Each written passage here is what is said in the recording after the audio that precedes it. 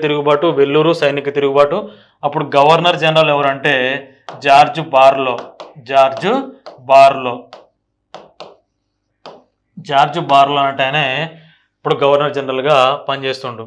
వెల్లూరు తిరుగుబాటు 1802 అనేది తప్పు, 1806. అప్పటి గవర్నర్ జనరల్ అంటే జార్జ్ బార్లో. ఈ వెల్లూరు అనేది తమిళనాడులోని ప్లేసు, తమిళనాడులో తొలి సైనిక తిరుగుబాటు. మనకు వెల్లూరు అంటే ఇంకొక అంశం కూడా గుర్తుకు రావాలి.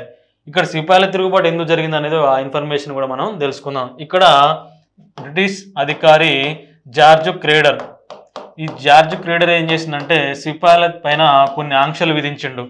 ఇక్కడ భారతీయ సిపాయిలు ఎవరు కూడా సింధూరం ధరించరాదు, తలపాగా కూడా ధరించకూడదు. అదేవిధంగా షేవింగ్ కూడా చేయాలి, గడ్డం మీసాలు కూడా తీసేయాలని చెప్పేసి కొన్ని ఆంక్షలు సైనికుల పైన విధిస్తే సైనికులు దీన్ని వ్యతిరేకించి తిరుగుబాటును జరిపారు. ఇది భారతదేశంలో తొలి సైనిక తిరుగుబాటు. అది సంవత్సరం అంటే 1806, వెల్లూరు. జార్జ్ బార్లో గవర్నర్ జనరల్, బ్రిటిష్ అధికారి అంటే జార్జ్ క్రేడర్.